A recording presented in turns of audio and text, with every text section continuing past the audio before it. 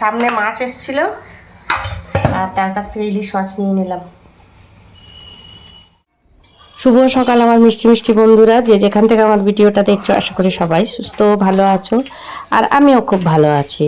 তো দেখো সকাল সকাল উঠে এই যে মাছ নিয়ে নিলাম, মাছালা বাড়ির সামনে এসেছিলো, ইলিশ মাছ নিয়ে নিলাম, নিয়ে এবার আমি আমার কাজে লেগে পড়েছি। তো তোমরা বলবে আজকের কেন ঘর ঝাড় দিচ্ছ, ঘর মুছছো?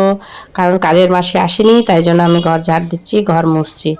তো দেখো এই যে দুদিন ছাড়া ছাড়া কাজের মাসে আসে না, কি করব বলো, নিজের কাজটা তো নিজেকে করতেই হবে। তো ওই জন্য আমি সকাল সকাল লেগে পড়েছি কাজে। আজকে আমার অনেক কাজ আছে, কিছু জামা কাপড়ও ভেজানো আছে, আমি সেগুলো ধোবো, তোমাদের দেখাবো ভিডিওর মধ্যে।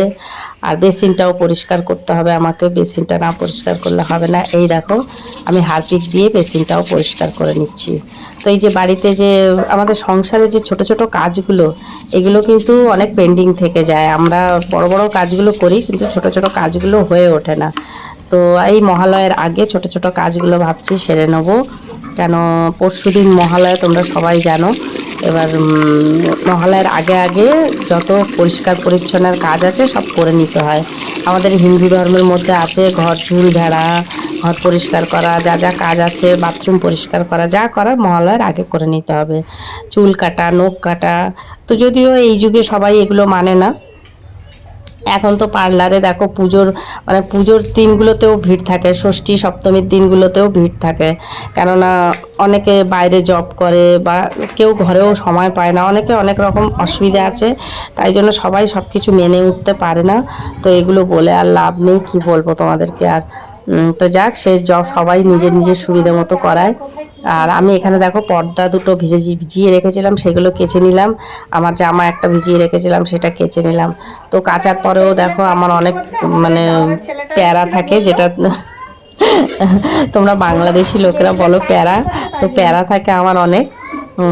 আমি এগুলো কমফর্ট দিয়ে ভিজালাম, ভিজিয়ে তারপরে আবার ধুলাম, ধুয়ে তারপরে আমি ভালো করে মেলে ক্লিপ দিয়ে আটকে দিলাম। কারণ দেখো যেরকম সেরকম করে কেচে আর মেলে দিলেই আমার মন সন্তুষ্ট হবে না। ওই জন্য আমার কাজ করতেও একটু দেরি হয়, আর আমার কাজের প্রসেসটাও আলাদা। আমি জানি না তোমরা কে কীভাবে করো, তোমরাও নিশ্চয়ই সবাই ভালোভাবে খুব সুন্দরভাবেই করো, কিন্তু আমার প্রসেসটা আমি তোমাদেরকে দেখালাম আমি কিভাবে করি। এই দেখো আমি বালতিতে জল নিয়ে নিয়েছি, এবার ঘর দুয়ারগুলো মুছে নেবো। আর বলো না, যেদিনকে মাসি না আসে সেদিনকে খুব কষ্ট হয়, কিন্তু কি আর করব বলো। আমি আমার সংসারের কাজ আমি যেভাবে গুছিয়ে করব, সবাই কিন্তু সেভাবে পারবে না। তো যাই হোক, এত বড় বাড়িঘর, তাই লোক রাখতে হচ্ছে, কি আর করব। আর লোক না রাখলে হয় না, কেন প্রতিদিন আমার পক্ষে সম্ভব নয় এতগুলো ঘর দুয়ার মোছা।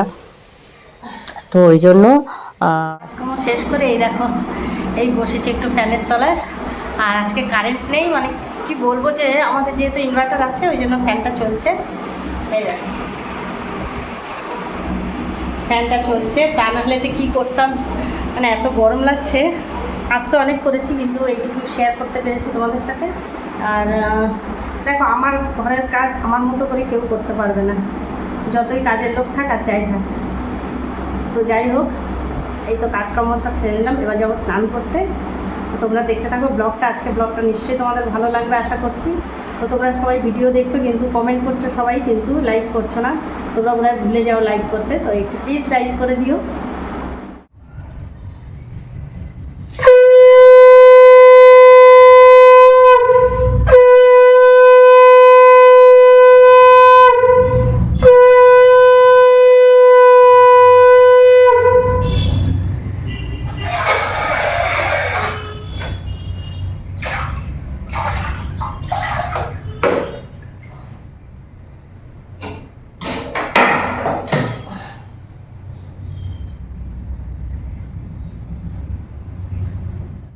তো বন্ধুরা দেখো, আজকে মেনুতে হয়েছে ইলিশ মাছের ঝোল, চালতা দিয়ে টক ডাল আর উচ্ছে ভাজা। উচ্ছে ভাজাটা খাওয়া হয়ে গেছে, তোমাদের আর দেখানো হয়নি, আমার মনে ছিল না, তো এটা শ্যুট করতে আমি পরে শ্যুট করলাম। বন্ধুরা এই দেখো মায়ের বাড়িতে ছিলাম, মায়ের শরীরটা একটু খারাপ ছিল, তাই জন্য এই এখন মায়ের বাড়ি থেকে এলাম। আর ভিডিওটা আজকে এখানেই শেষ করছি, আর কন্টিনিউ করবো না, ভিডিওটা মনটা ভালো নেই। তো চলো ভিডিওটা আজকে আমাদের এখানেই শেষ করছি। ভালো লাগলে লাইক কমেন্ট শেয়ার আর সাবস্ক্রাইব করে দিও।